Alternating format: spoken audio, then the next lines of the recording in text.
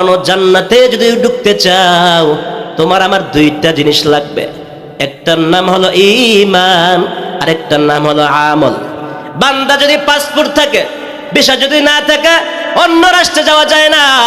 অথবা ভিসা পাইলা, পাসপোর্ট হারায় পালাইলা, তাও অন্য রাষ্ট্রে যাওয়া যাবে না। ভিন্ন কোন রাষ্ট্রে যদি যেতে চাও রে মুমিন, দুইটা জিনিস যেমন প্রয়োজন, পাসপোর্ট আর ভিসা যেমন প্রয়োজন, ঠিক তদ্রূপ মহান আল্লাহ রাব্বুল আলামিন বলেন, ইন্নাল্লাযীনা আমানু ওয়া আমিলুস সালিহাত কানাত লাহুম জান্নাতুল ফিরদাউসি নুজুলা। আমি আল্লাহর বানানো জান্নাত যদি পেতে চাও, বান্দা দুইটা জিনিস সঙ্গে নিয়ে আসবা। এক নম্বর ঈমান, দুই নম্বর হলো নেক আমল। কিন্তু মুসলমান দেখা যায়, জন্মের পর দেখলাম বাবা মুসলমান, দাদা মুসলমান, 14 পুরুষের তালিকা দেখলাম মুসলমান, সেই অনুযায়ী আমার নাম লাগা দিলাম মুসলমান, কিন্তু মুসলমানের সার্টিফিকেট পাওয়া গেলাম, কিন্তু আরেকটা সার্টিফিকেট আপনার আমার নাই। ওই সার্টিফিকেটের নাম হলো আমল। ঠিক কিনা? ইমান ঠিকই আছে, সবাই নামদারি মুসলমান, কিন্তু মুসলমানের পরে যার একটা কাজ আমাদের করতে হয়, ওই কাজ, ওই সার্টিফিকেটটা কিন্তু আমাদের অনেকেরই নাই। পাসপোর্ট আছে, ভিসা নাই, যেমন পাসপোর্টের কোনো মূল্য নাই। ভিসা পাইলা বান্দা, পাসপোর্ট হারায় পাল্লা, ভিসার যেমন মূল্য নাই। ইমান আছে, আমল নাই, সেই ইমানের কোনো মূল্য নাই। আবার ইমান আছে, আমল নাই, ওই আমলেরও কোনো মূল্য নাই। কথা কোন ঠিক কিনা? ওই কবরের মধ্যে বাজান দুনিয়ার কোনো পরিচয় চলে না, দুনিয়ার কোনো চেয়ারম্যান, এমপি, মন্ত্রীর পরিচয় চলে না। দুনিয়ার চাকরি যদি আমি আপনি পেতে চাই, চেয়ারম্যান, মন্ত্রীর সার্টিফিকেট হইলে চাকরি ওকে হয়ে যায়। দুনিয়ার মধ্যে যদি সুপারিশ করে দেয়, এমপি, মন্ত্রীর সুপারিশ পেলে সব ক্ষমা হয়ে যায়। কিন্তু কবর এমন একটা জায়গা, যেই জায়গার মধ্যে বান্দা দুইটা সার্টিফিকেট ছাড়া অন্য কোনো সুপারিশ তোমার আমার চলবে না। এক নম্বর সার্টিফিকেটের নাম ঈমান, আর একটা সার্টিফিকেটের নাম হলো আমল। ইমান আমল যদি থাকে, কোনো সুপারিশ লাগবে না। বিনা সুপারিশে আমার আল্লাহ জান্নাতের মেহমান বানায় দিবে। সাউন্ড একটু বাড়াও না ভাই, ঠিক আছে? ভাইয়েরা আমার, এজন্য ইমানের আমলের বড় দাম। ওই ইমান যদি আমার আপনার মজবুত না হয়, ইমানটা الذي علمه البيان ونشهد أن لا إله إلا الله وحده لا شريك له ونشهد أن سيدنا وسندنا وحبيبنا وحبيب ربنا وطبيبنا وطبيب قلوبنا ومولانا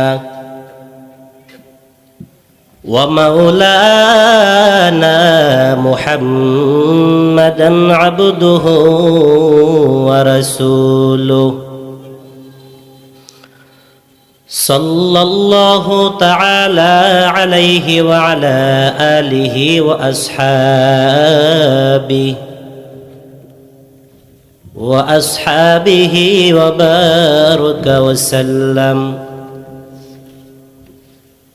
وبارك وسلم تسليما كثيرا كثيرا.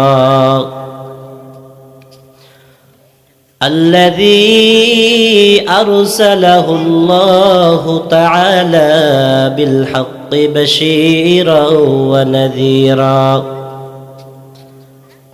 وداعيا إلى الله بإذنه وسراجا منيرا. أما بعد، فأعوذ بالله من الشيطان الرجيم.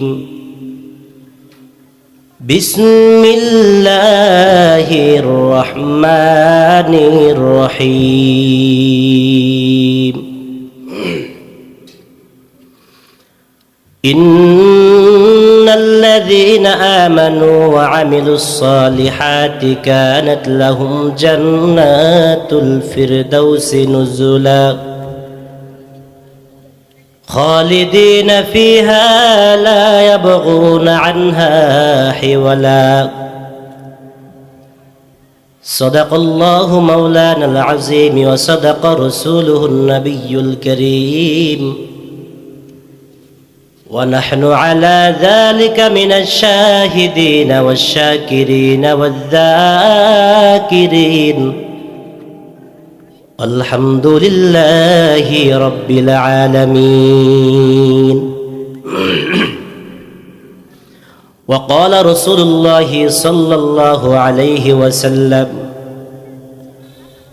من قال لا إله إلا الله دخل الجنة أو كما قال النبي عليه الصلاة والسلام إن الله وملائكته يصلون على النبي يا أيها الذين آمنوا صلوا عليه وسلموا تسليما সকলে জবান খুলে নবীর শানে দরুদ পড়ি اللهم صل على سيدنا ونبينا وشفيعنا وحبيبنا ومولانا محمد صلى الله عليه وعلى آله وأصحابه وبارك وسلم توحید کی امانت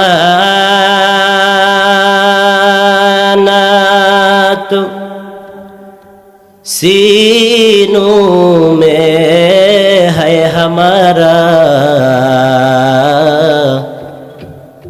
آسان نہیں مٹانا نام و نشاں ہمارا بلغ العلا بکمالہ کشف الدجى بجماله حسنت جميع خصاله صلوا عليه وآله لا إله إلا الله لا إله إلا الله সকলে জবান খুলে আল্লাহর জিকির করি লা ইলাহা ইল্লাল্লাহ লা ইলাহা ইল্লাল্লাহ লা ইলাহা ইল্লাল্লাহ লা ইলাহা ইল্লাল্লাহ লা ইলাহা ইল্লাল্লাহ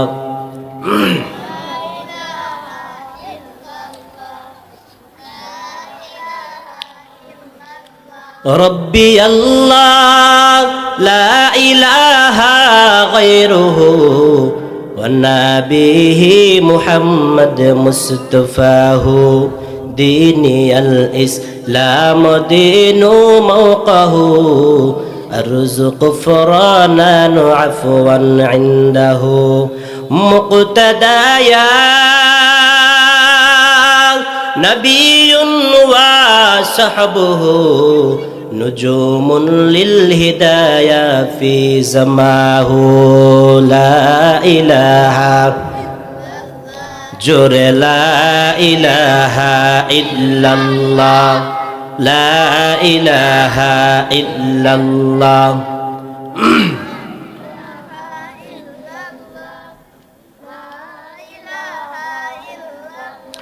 لا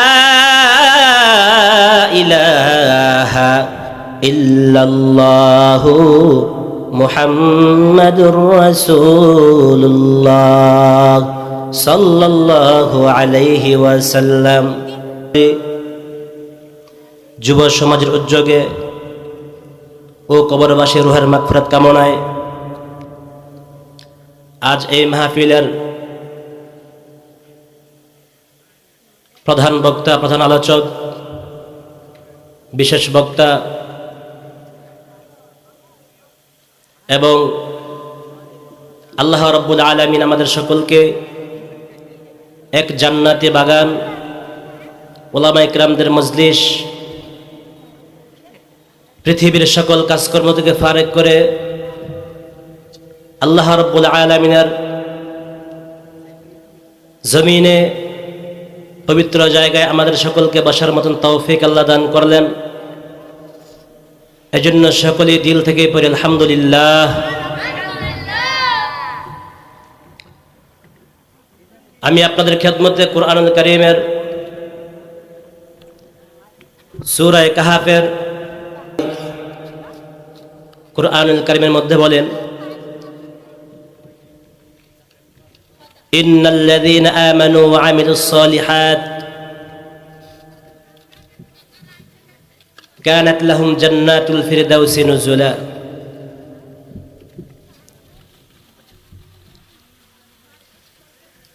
ইন্নাল্লাযীনা আমানু ওয়া আমিলুস সালিহাত, নিশ্চয়ই যারা ঈমান এনেছে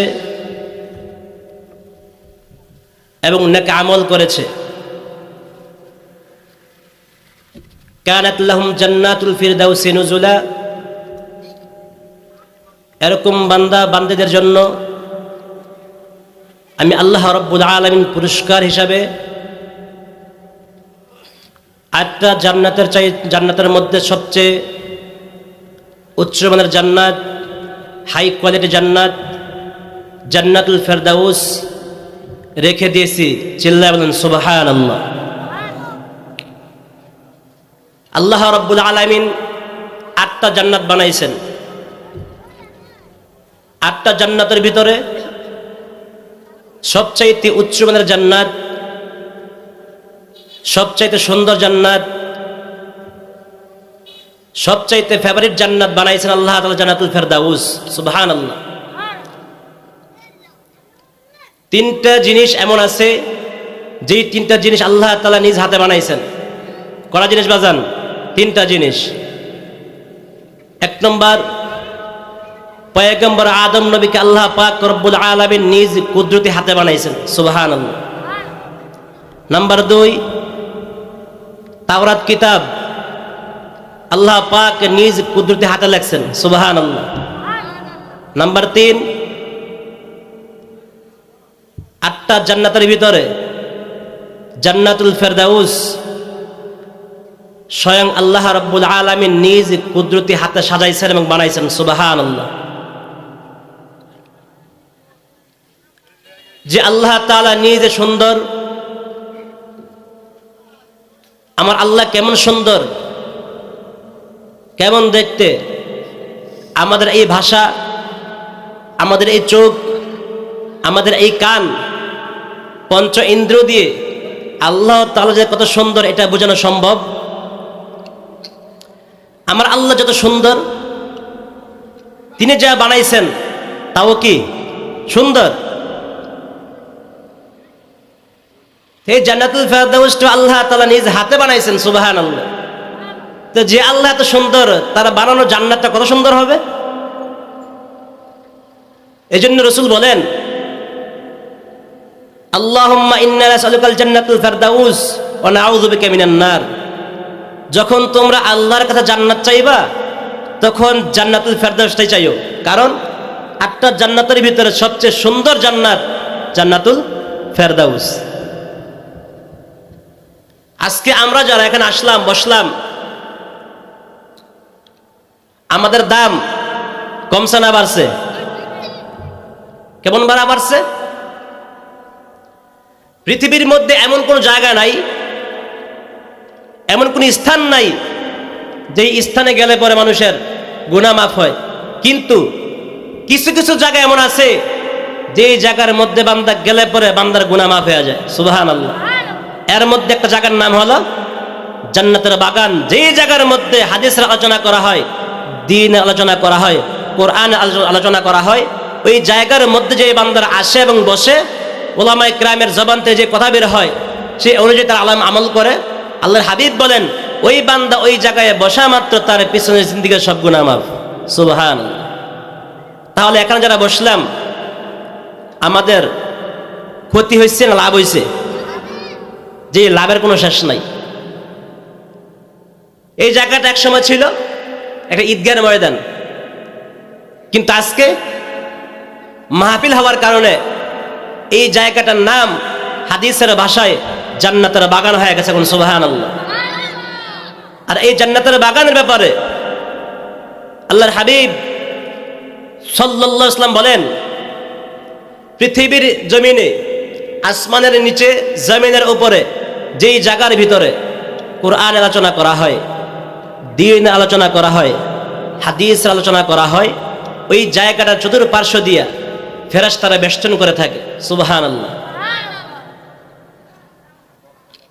এক একজন ফেরেশতার কাদের উপর দাঁড়ায়, দাঁড়াইতে দাঁড়াইতে আল্লাহ তাআলা আরশ পর্যন্ত চলে যায়। সুবহানাল্লাহ।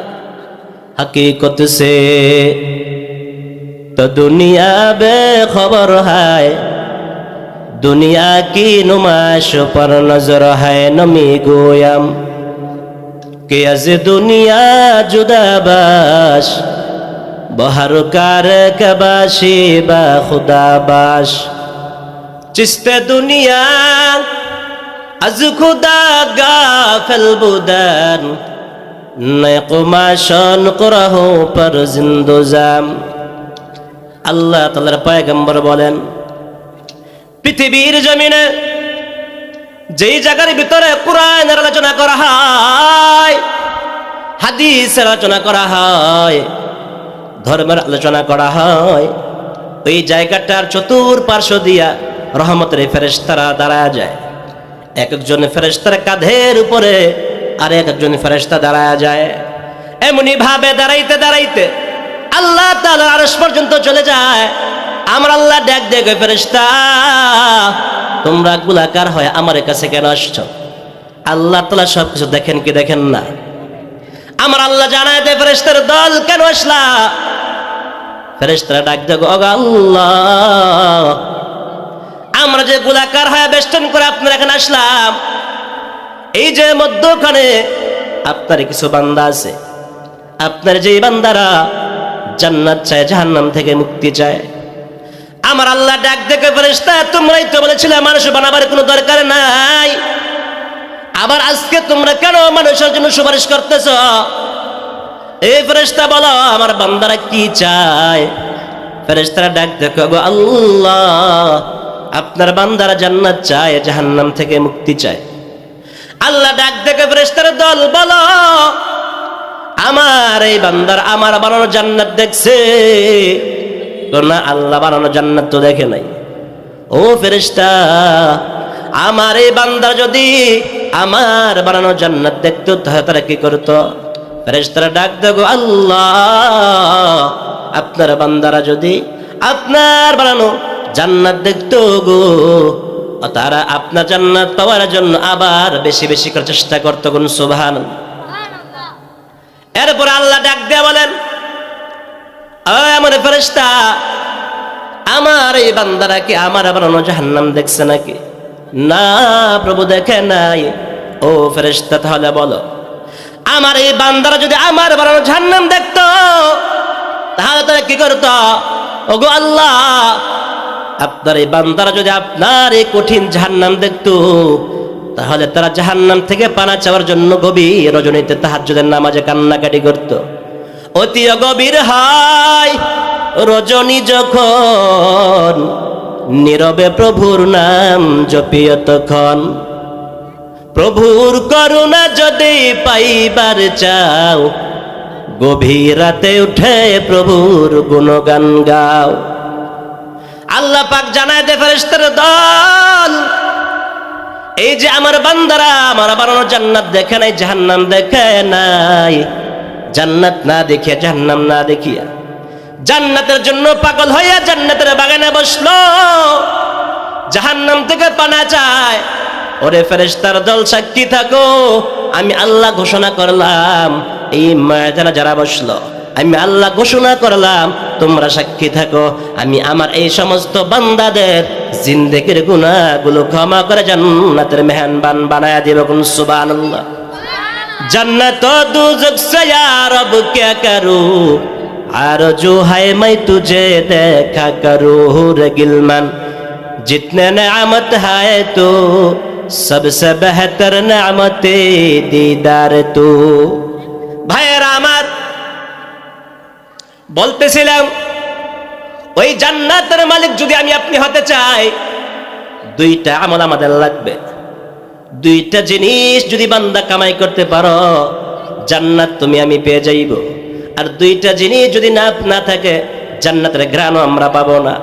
দুনিয়ার মধ্যে তাকায় দেখেন, আপনার আমার সন্তানকে যদি আমাদের এই দেশ থেকে অন্য কোনো কান্ট্রিতে পাঠাইতে চায়, দুইটা জিনিসের প্রয়োজন হয়।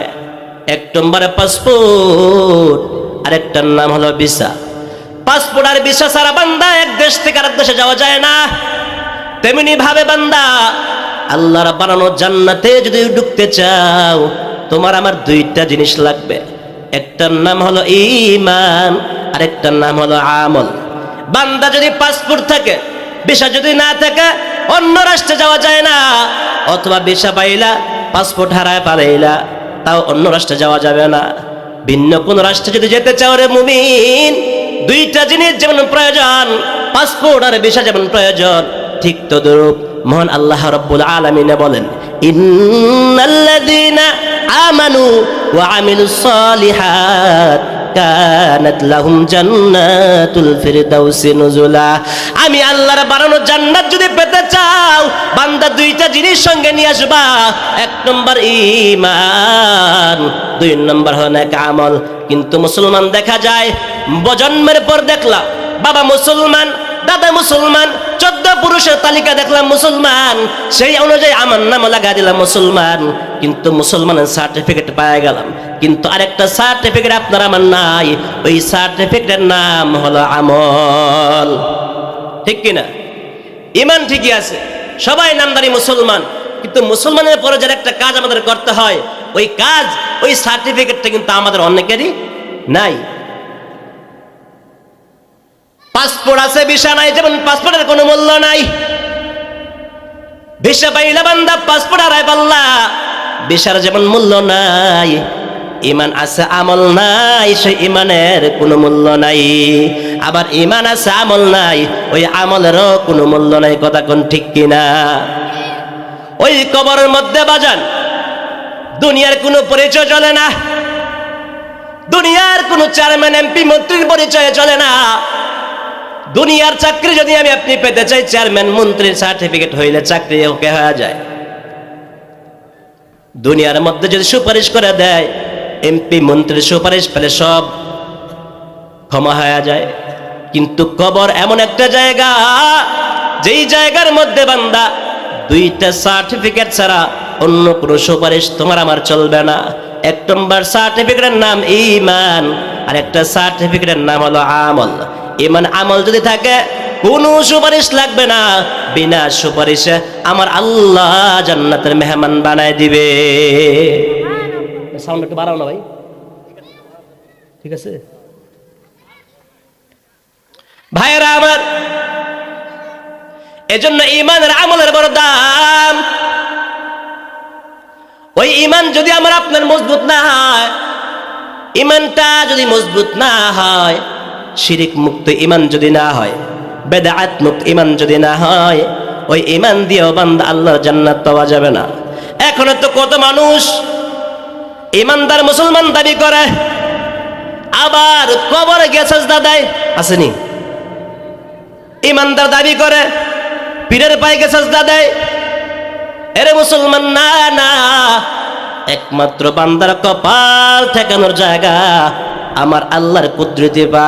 আমার আল্লাহর কুদরতি পা ব্যতীত যে বান্দার কপাল ভিন্ন কোন মাখলুকের সাজদায় পড়ে যাবে, ওই সমস্ত বান্দা বান্দাকে আল্লাহ তাআলা মুশরিক বলে দাবি করেছে। কথা কোন ঠিক কিনা?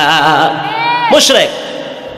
এজন্য ভাইয়েরা আমার, শুধু ঈমান থাকলে হবে না, ঈমানটাকে শিরিক মুক্ত বানাতে হবে, বেদাত মুক্ত ঈমান বানাতে হবে।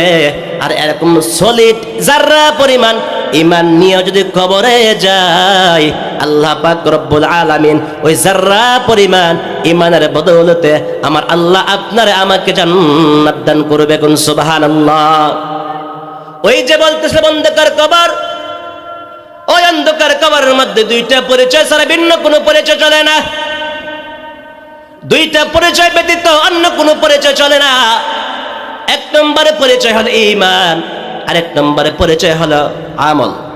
কিন্তু বাজার ঈমান আছে আমল নাই, ওই বান্দার পরিচয় কবরের মধ্যে চলবে না। আবার আমল আছে, ভালো কাজ করেছেন, নেক আমল করেছেন, নামাজ ঠিকই পড়েছেন, যাকাত ঠিকই দিয়েছেন, রমজান মাসে রোজাও রাখছেন, কিন্তু ঈমানটা ছিল না, শিরকে বেদাতি কাজ করে ঈমান নষ্ট করেছেন।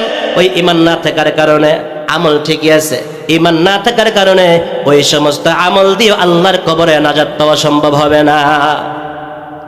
ভাইয়েরা আমার, এরকম পাকাপোক্ত ঈমান ছিল সাহাবায়ে কেরামের, এরকম পাকাপোক্ত ঈমান ছিল আল্লাহ ওয়ালাদের। কিন্তু মুসলমান দেখা যায় আমাদের মধ্যে ঈমান আছে ঠিক, কিন্তু আমাদের ঈমান কচু পাতার পানির মতো এভাবে নড়ে পড়ে শেষ হয়ে যায়।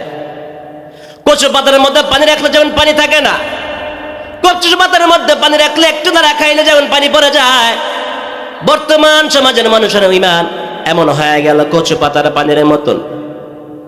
কচু পাতার পানির মতো ঈমান।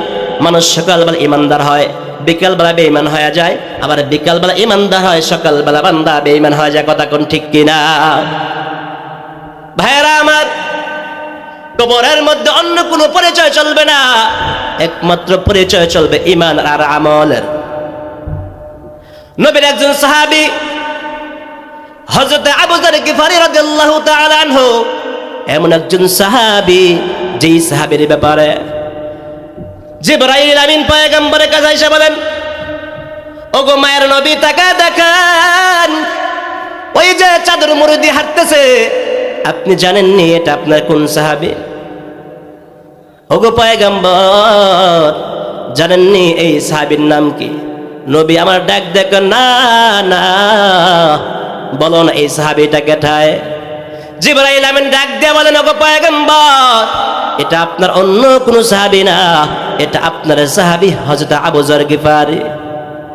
আরে ভাই জিবরাইল, তুমি কেমন করে চিনলা? চাদর মুড়ি দেওয়া সাহাবী তুমি কেমন করে চিনলা? জিবরাইল ডাক দিয়ে, গো পয়গম্বর, আমি আপনার সাহাবী জিবরাইলকে একা যে চিনি এমন না, আসমানে যত ফেরেশতা আছে, জমিনে যত ফেরেশতা আছে, সমস্ত ফেরেশতারা পর্যন্ত আপনার সাহাবী হযরত আবু যর গিফারীকে চিনে। কোন সুবহানাল্লাহ। ওই সাহাবী আম্মা জান ফাতেমা যখন দুনিয়া থেকে চলে যায়, দুনিয়া থেকে চলে যাওয়ার পর যখন নাকি সাহাবায়ে কেরাম কবর খুঁড়তেছেন, কবরের পাশে আবু যর গিফারী বসে বসে বলতেছে, এ কবর, তুমি জানো নি রে আজকে তোমার গর্বে কাকে রাখতেছি? যুবকদের সরদার জান্নাতের মধ্যে হবে হাসান আর হুসাইনের আম্মা জান ফাতেমাতুজ জোহরাকে আজকে তোমার গর্বে রাখবো, সাবধান, তার সাথে কিন্তু কোন রকম বেয়াদবি করবা না। এরপর আবু যর গিফারী আবার ডাক দিয়ে বলেন, এরে কবর, তুমি জানো নি আজকে তোমার গর্বে কাকে রাখা হবে? শেরে খুদা হযরত আলী রাদিয়াল্লাহু তাআলা আনহু তার স্ত্রীকে আজকে তোমার গর্বে রাখা হবে, সাবধান, বেয়াদবি করবা না। এরপর আবু যর গিফারী আবার ডাক দিয়ে বলে, রে কবর, তুমি কি জানো আজকে তোমার গর্বে কাকে রাখা হবে?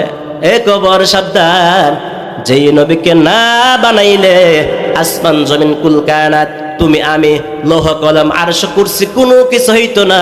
ওই রাহমাতাল লিল আলামিনের বেটি বলে যার টুকরা নয়নের মধ্যমণি হযরত ফাতেমাতুজ জোহরা রাদিয়াল্লাহু তাআলা আনহাকে আজকে তোমার কবরের মধ্যে রাখবো, সাবধান, তার সাথে যেন কোনো রকম বিন্দু পরিমাণ বেয়াদবি না হয়। এবার দেখেন কবরের পক্ষ থেকে কি জবাব আসে। আল্লাহ রাব্বুল আলামিনের পক্ষ থেকে কবরের জবান খুলে গেল। এবার কবর ডাক দিয়ে কয়, এরে আবু যর গিফারী, যদিও তুমি নবীর একজন সাহাবী, কিন্তু শুনে রাখো, আমি হাসানের হুসাইনের আম্মাকে চিনি না, শেরে খুদা হযরত আলীকে চিনি না, আমি রাহমাতাল লিল আলামিনের বেটি ফাতেমাকেও চিনি না। আমার কাছে একটাই মাত্র পরিচয়, ঈমান আর আমল। এই দুইটা বস্তু, দুইটা সার্টিফিকেট যেই বান্দা নিয়ে আমার ঘরতে আসবে, আল্লাহর হাবিব বলেন আল কবরু রাউযাতুম মিন রিয়াজিল জান্নাহ আও হুফরাতুম মিন হুফারিন নার। নবীজি আমার জানায়া দেয়, কবরের মধ্যে গেলে কে নবীর সন্তান, কে আলীর স্ত্রী, কে হাসান হোসেনের মা, কে আপনার আমার স্ত্রী, কে আপনার আমার বোন, কে পিসাব, কে মুরিদ, এগুলোর কোনো পরিচয় নাই। কবর ডাক দিয়ে বলেন আল কবরু রাউযাতুম মিন রিয়াজিল জান্নাহ আও হুফরাতুম মিন হুফারিন নার। ওই যে অন্ধকার কবর, আজকে আমি আপনি যেই মুর্দারের জন্য গুরুস্থানের মধ্যে গর্ত বানাইলাম, গুরুস্থানের মধ্যে মানুষকে দাফন করবার জন্য ওই যে 3.5 হাত মাটি করে কবর বানাইলাম, আল্লাহ রাব্বুল আলামিনের পয়গম্বর বলেন ওই কবরটা কোনো ব্যক্তির জন্য জান্নাতের বাগান হয়ে যাবে, আবার কোনো ব্যক্তির জন্য জাহান্নামের গর্ত হয়ে যাবে। যখন নাকি আবু যার গিফারি কবরের কাছে প্রশ্ন করতেছে, কবর সাবধান, তোমার গর্বে রাহমাতুল লিল আলামিনের বেটি কন্যাকে রাখতেছি, সাবধান, বেয়াদবি করো। কবর কি জবাব দিবে? এজন্য নবীজি বলেন আল কবরু রাউযাতুম মিন রিয়াজিল জান্নাহ আও হুফরাতুম মিন হুফারিন নার। ওই যে অন্ধকার কবর, ওই অন্ধকার কবরটা কোন মানুষের জন্য হবে জান্নাত, আবার কারো জন্য হবে জাহান্নামের গর্ত। জান্নাত কোন ব্যক্তির জন্য হবে? বলে যেই ব্যক্তির কাছে 2টা সার্টিফিকেট পাওয়া যাবে। 1 নম্বর সার্টিফিকেটের নাম হলো ঈমান, আরেকটা সার্টিফিকেটের নাম হলো আমল। বান্দা আপনার আমার ঈমান আছে, আমল নাই, ওই সার্টিফিকেটে কোনো মূল্য নাই। আবার আমল আছে, ঈমান নাই, ওই আমলের কোনো মূল্য নাই। এই জন্য বাজারে বিদেশে যেতে হলে যেমন 2টা জিনিসের প্রয়োজন হয়, 1 নম্বর পাসপোর্টের প্রয়োজন, 2 নম্বর ভিসার প্রয়োজন। ভিসা ছাড়া পাসপোর্টের জন্য যেমন কোনো মূল্য নাই, পাসপোর্ট ছাড়া ভিসার তেমন কোনো মূল্য নাই। ঈমান ছাড়া আমলের কোনো মূল্য নাই, আমল ছাড়া ঈমানের কোনো মূল্য নাই। এই জন্য কোন ব্যক্তির জন্য জান্নাতের গর্ত হবে? যেই ব্যক্তির কাছে 2টা শর্ত পাওয়া যাবে, 2টা সার্টিফিকেট পাওয়া যাবে। 1 নম্বর সার্টিফিকেট ঈমান, 2 নম্বর সার্টিফিকেট নেক আমল। এই 2টা সার্টিফিকেট নিয়ে যেই বান্দা কবর রওনা হবে, ওই বান্দার জন্য কবরটা জান্নাতের বাগান হয়ে যাবে। আর যেই বান্দার কাছে সার্টিফিকেট থাকবে না, ওই বান্দা কবরে যাওয়ার পরে ফেরেশতারা ডাক দিয়ে বলবে, আরে বান্দা বলো আমার রব্বুকে, তোমার প্রভুকে, ওয়া মা দীনুকা, তোমার দিন কি, ওয়া মা হাযার রাজুল, বলো এই লোকটাকে তুমি চেনোনি? বান্দা যদি 2টা সার্টিফিকেট নিয়ে কবরে যায়, সাথে সাথে জবাব দিবে এটা আমার আল্লাহ, আল্লাহ হলো আমার রব, আমার দ্বীনের নাম হলো ইসলাম। ওই যে লোকটা দেখা যায় তিনি আমার নবী মুহাম্মদুর রাসূলুল্লাহ। যেই বান্দা নেক আমল করবে, ঈমান নিয়ে কবরে যাবে, ওই বান্দা জবাবে দিতে পারবে। আর যে বান্দার নিকট আমল থাকবে না, ঈমানও থাকবে না, ওই বান্দা বলবে হা লা আদরি, আমি তো কিছুই জানি না। ওই ব্যক্তির জন্য সঙ্গে সঙ্গে আল্লাহ রাব্বুল আলামিন জাহান্নামের বিছানা বিছায়া দেওয়া হবে। ওই বান্দার কবরে জাহান্নামের গর্ত থেকে জাহান্নামের সাপ, জাহান্নামের বিচ্ছু, জাহান্নামের পোশাক তার কবরের মধ্যে পরায় দেওয়া হবে। এরে বান্দা, দুনিয়ার মধ্যে যদি কষ্ট পাই, মার কাছে বললে মা কষ্ট সমাধান করে দেয়। দুনিয়ার মধ্যে বিপদে পড়লে বন্ধুর উদ্ধার করে। দুনিয়ার মধ্যে যদি সমস্যা হয়, বাবা সন্তানকে সমস্যা থেকে উদ্ধার সমাধান করে দেয়। কিন্তু আপনি আমি শেষ বয়সে, আমাদের একটা ঠিকানা আছে বাজার, যে ঠিকানার মধ্যে গেলে আপনি আমি একা থাকবো। ওই জায়গার মধ্যে কোনো বন্ধু থাকবে না, কোনো বান্ধব থাকবে না। ওইখানে যদি বিপদে পড়ে যান রে বাবা, ওইখানে সাহায্য চাওয়ার মতো কাউকে আপনি পাবেন না। এই জন্য আল্লাহ তাআলা জানায় দেয়, ইন্নাল্লাযীনা আমানু ওয়া আমিলুস সালিহাত কানাত লাহুম জান্নাতুল ফিরদাউসি নুজুলা। এর দুনিয়ার মানুষ, ও আমার বান্দা বান্দেরা, আমি আল্লাহর জান্নাতুল ফিরদাউস যদি পেতে চাও, 2টা সার্টিফিকেট নিয়ে কবরে আসবা। 1 নম্বর সার্টিফিকেটের নাম কি ঈমান, 2 নম্বর সার্টিফিকেটের নাম হলো আমল। এই ঈমান আর আমল নিয়ে যে বান্দা কবরে আসতে পারবা, আমি আল্লাহ ঘোষণা দিলাম, ইন্নাল্লাযীনা আমানু ওয়া আমিলুস সালিহাত কানাত লাহুম জান্নাতুল ফিরদাউসি নুজুলা। আমি আল্লাহ ঘোষণা দিলাম, আমার ওই বান্দা বান্দিকে জান্নাতুল ফিরদাউস দান করে দিব। কোন সুবহানাল্লাহ। কাদের কুদরতুদারি বরকামাল, আনতা রব্বি আনতা হাসিবি জুল জালাল তুহি কাদের, জলিলুল্লাহ জাহাদার বহার হালে তুহি মেরা নগাহাদার। এজন্য ভাইয়েরা আমার, কবরে যাওয়ার আগে কয়টা জিনিস লাগবে? জোরে বলেন কয়টা জিনিস? একটা জিনিসের নাম হলো ঈমান, আর একটার নাম কি? এক নম্বর হলো ঈমান, দুই নম্বর হলো নেক আমল। বান্দা ঈমান আপনার আমার আছে, কিন্তু আমল করি না, নামাজ পড়ি না, রমজানের রোজা রাখি না। বলেন দেখি কবরে গেলে কি ওই ঈমানের কোনো মূল্য আসেনি? আবার আপনার আমার এই আমল আছে, রমজানের রোজা রাখলাম, নামাজ পড়েছি, পর্দায় চললাম, হালাল খাবার খাইলাম, কিন্তু ঈমান নাই, শিরিক বেদাতি করে ঈমানটাকে শেষ করে দিলাম। বলেন দেখি ঈমান ছাড়া ওই আমলের কবরের মধ্যে কোনো মূল্য আসেনি? কোনো মূল্য নাই। এই জন্য বাজান, ভিসা যেমন লাগবে পাসপোর্ট তেমন লাগবে, পাসপোর্ট যেমন লাগবে ভিসাও তেমন লাগবে। ঠিক তদ্রূপ ভিসা ছাড়া পাসপোর্টে যেমন কোনো মূল্য নাই, পাসপোর্ট ছাড়া ভিসারে কোনো মূল্য নাই, ভিসা ছাড়া পাসপোর্টে কোনো মূল্য নাই, ঈমান ছাড়া আমলের কোনো মূল্য নাই, আমল ছাড়াও ঈমানের কোনো মূল্য। ভাইয়েরা আমার, এজন্য সাহাবায়ে কেরাম জান্নাতের টিকিট হাতে পাওয়ার পরেও সারাটা জীবন কবর পর্যন্ত, মৃত্যু পর্যন্ত চোখের পানি ফেলায় কাঁদছে।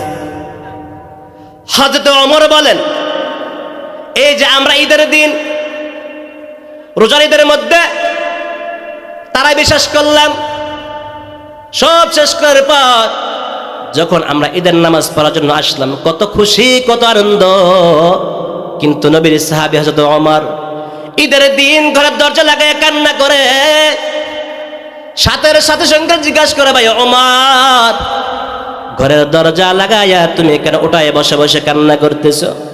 আজকে তো কান্নার দিন না, একটা মাস সিয়াম সাধনা করলাম, একটা মাস রোজা রাখলাম, আজকে তো আনন্দ করার দিন, ঈদের দিন, খুশির দিন। মামার বাড়ি বেড়াইবা, খালার বাড়ি বেড়াইবা, ফুফুর বাড়ি বেড়াইবা, আজকে তো আনন্দ করার দিন, ওমর তুমি কেন কান্না করো? ওমর ডাক দে বলে, ভাই আনন্দ এই বান্দা করতে পারে যেই বান্দার ভিতরে কোনো টেনশন নাই, কোনো পেরেশানি নাই। সাহাবীরা ডাক দে বলে, ও ভাই ওমর, তোমার মধ্যে আবার কি পেরেশান, তোমার মধ্যে আবার কি টেনশন? নবীতে বলেছেন, লাউ কানা বা'দ নাবিয়্যিন লাকানা ওমর, আমি নবীর পরে যদি আল্লাহ অন্য কোন মানুষকে নবী বানায় পাঠাইতেন, ওই মানুষটাই হলো হযরত ওমর ফারুক। জোরে কোন সুবহানাল্লাহ। এরে ভাই ওমর, তোমার তো নবীজি সার্টিফিকেট দিয়ে দিল, জান্নাতের সার্টিফিকেট, তোমার মধ্যে আবার কিসের চিন্তা, কিসের ভয়? এবার ওমর চোখের পানি ফেলে কান্দে, আর ডাক দে বলে, ভাই রে, একটা মাস রোজা রাখলাম, তারাবির নামাজ পড়লাম, সেহরি খাইলাম, তাহাজ্জুদের নামাজ পড়লাম, কোরআন খতম করলাম, এই যে আমলগুলা করলাম, আমার চিন্তা, আমার টেনশন, আমার ভয় হলো, আমার এই সমস্ত আমলগুলা মহান মালিকের কাছে কবুল হয়েছে কিনা ভয়। সুবহানাল্লাহ। ভাইয়েরা আমার, তারা জান্নাতের টিকিট হাতে পাওয়ার পরেও কত ভয়, কবর নিয়ে তারা কত চিন্তা। হযরত উসমান গনি রাদিয়াল্লাহু তাআলা আনহু, যাকে বলা হয় দুনিয়ার অধিকারী, জিন্নুরাইন যার উপাধি, এমন একজন সাহাবী যখন কবরের পাশ দিয়ে হাঁটে, হাউমাউ করে কান্না করে দাড়ি ভিজায় পালায়। সাহাবীরা ডাক দিয়ে কয়, ও উসমান, কেন এভাবে কান্না করো? তুমি তো জিন্নুরাইন, দুই নূরের অধিকারী। এরে উসমান, কেন কান্না করে করে দাড়ি ভিজায় পালাও? উসমান ডাক দিয়ে কয়, একটা মানুষ যখন দুনিয়া থেকে চলে যায়, দুনিয়া থেকে চলে যাওয়ার পরে ওই বান্দার প্রথম ঘাঁটি থাকবে তার কবর। ওই বান্দা যদি কবরের মধ্যে নাজাত পেয়ে যায়, আশা করা যায় সামনে যত ঘাঁটি আছে সমস্ত ঘাটির মধ্যে বান্দা নাজাত পাওয়ার আশা করা যায়। কিন্তু কোন বান্দা যদি এই প্রথম ঘাটি কবরের মধ্যে ধরা খেয়ে যায়, আশা করা যায় না বান্দার সামনের ঘাটিগুলোতে পার হয়ে যাবে। এই জন্য উসমান বলেন, আমি যখন কবর দেখি, আমি আর নিজেকে সহ্য করতে পারি না, ধৈর্য ধারণ করতে পারি না। আমি চিন্তা করি, উসমান, দুনিয়া থেকে যাওয়ার পর, কবরের মধ্যে যাওয়ার পরে আমার আল্লাহ যদি তোমার আমল যদি ক্ষমা না করে, তোমার আমল যদি কবুল না করে, গুনাহ যদি ক্ষমা না করে, এই উসমান তোমার উপায়টা কি হবে? এই জন্য কবর যখন আমার চোখের সামনে এসে যায়, আমি উসমান কবর দেখার সঙ্গে সঙ্গে নিজেকে আর কন্ট্রোল করতে পারি না। কোন সুবহানাল্লাহ। এই জন্য কবরে যাওয়া লাগবে নি, জোরে বলেন। চিন্তা করে দেখো না, কবরে কি যাইবা না, যেই কবরে আল্লাহ ছাড়া বন্ধু কেহ থাকবে না। চিন্তা করে দেখো না, কবরে কি যাইবা না, চিন্তা করে দেখো না কবরে কি যাইবা না। এ দুনিয়া ছাড়িয়া কোথায় যাইবা ভাগিয়া, এ দুনিয়া ছাড়িয়া কোথায় যাইবা ভাগিয়া, মরণ তোমায় লইবে ঘিরি যতই করো বাহানা। ঠিক কিনা? মরণ তোমায় লইবে ঘিরি যতই করো বাহানা, চিন্তা করে দেখো না কবরে কি যাইবা না, চিন্তা করে দেখো না কবরে কি যাইবা না। যেই কবরে আল্লাহ ছাড়া বন্ধু কেহ থাকবে না, যেই কবরে আল্লাহ ছাড়া বন্ধু কেহ থাকবে না, চিন্তা করে দেখো না কবরে কি যাইবা না, চিন্তা করে দেখো না কবরে কি যাইবা না। আজান কানে শুনিয়া কেমনে থাকো ঘুমায়া, আজান কানে শুনিয়া কেমনে থাকো ঘুমায়া, নামাজের লাগিয়া তোমার একটু মায়া লাগে না, নামাজের লাগিয়া তোমার একটু মায়া লাগে না, চিন্তা করে দেখো না কবরে কি যাইবা না, চিন্তা করে দেখো না কবরে কি যাইবা না। যেই কবরে আল্লাহ ছাড়া বন্ধু কেহ থাকবে না, যেই কবরে আল্লাহ ছাড়া বন্ধু কেহ থাকবে না। অন্ধকার কবরে যাওয়া লাগবে নি। পৃথিবীর মধ্যে এমন কোনো মানুষ নাই যে মানুষটা বলবে আমার কোনো মরণ হবে না, আসেনি?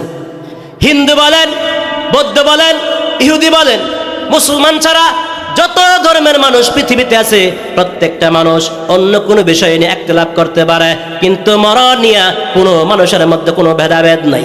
হিন্দু সমস্ত মানুষ, বৌদ্ধ সমস্ত মানুষ, খ্রিস্টান সমস্ত মানুষ মিলে একমত যে একদিন মরতে আমাদের হবেই। ঠিক কিনা? মরণ থেকে যতই পালাও, মরণ থেকে যতই পালাও, মরণ তোমায় লইবে ঘিরি, যদিও সুদূর আকাশ পারে লুকাও সেথায় লাগিয়ে সিঁড়ি। বান্দা দুনিয়ার মধ্য থেকে, বান্দা যদি কোনো অপরাধ করে পুলিশের থেকে পালানো যায়, কিন্তু মরণ থেকে পালাবার সুযোগ পৃথিবীর কারণে, কথা কোন ঠিক কিনা? কারণ নাই। এজন্য ভাইরা আমার, ওই অন্ধকার কবরের পথে যাত্রী আমরা সবাই। অন্ধকার কবর যখন যাব, দুইটা জিনিস আমাদের লাগবে। এক নম্বর ঈমান, আরেকটা হলো আমল। ঈমান ছাড়া আমলের কোনো মূল্য নাই, আমল ছাড়া ঈমানের কোনো মূল্য নাই। এই জন্য প্রত্যেক ব্যক্তি কবরের যাত্রী। বাজান, আমরা যখন কবরের দিকে রওনা হব, অবশ্যই দুইটা সার্টিফিকেট সাথে নিয়ে যাইতে হবে, দুইটা সার্টিফিকেট সাথে নিয়ে যাব। এক নম্বর সার্টিফিকেট ঈমান, দুই নম্বর সার্টিফিকেট আমল। এই দুইটা সার্টিফিকেট ছাড়া যদি কোনো বান্দা কবরে যায়, ওই বান্দা কবরে যাওয়ার সঙ্গে সঙ্গে মহান আল্লাহ রাব্বুল আলামিন দুই পাশের মাটিকে বলবে, মাটি রে, এই বান্দা দুনিয়ার মধ্যে আমার নিয়ামত খাইলো, আমার নিয়ামত ভক্ষণ করলো, কিন্তু আমি আল্লাহ রাব্বুল আলামিনের হুকুমগুলো মানে নাই। এখন এই বান্দাকে কোনো ছাড়তে হবে না। এ মাটি ধর, এই মাটি ধর। মাটিকে অর্ডার দেওয়ার সঙ্গে সঙ্গে ওই বান্দা যদি দুইটা সার্টিফিকেট ছাড়া কবরের মধ্যে যায়, দুই পাশের মাটি বান্দারে পাজরে চাপ দিবে। পাজরে চাপ দেওয়ার পর সঙ্গে সঙ্গে রাসূলুল্লাহ বলেন, এইভাবে দেখাইয়া গেছেন নবীজি আমার জানায়া দেয়, পাশের মাটি যখন চাপ দিবে, ডান পাজরের হাড়গুলা ভেঙে চুরমার হয়ে যাবে, বাম পাশের মাটি চাপ দিবে, বাম পাজরের হাড্ডি চুরমার হয়ে যাবে। এই জন্য মুসলমান বলতেছিলাম, জান্নাতের মালিক যদি হতে চাই, জাহান্নাম থেকে যদি মুক্তি পেতে চাই, দুইটা সার্টিফিকেট আমাদের লাগবে। এক নম্বর সার্টিফিকেট ঈমান, আরেকটা সার্টিফিকেট আমল। আল্লাহ আমাদের সবাইকে দুইটা সার্টিফিকেট নিয়ে অন্ধকার কবর যাওয়ার মতন তৌফিক দান করে বলেন আমিন।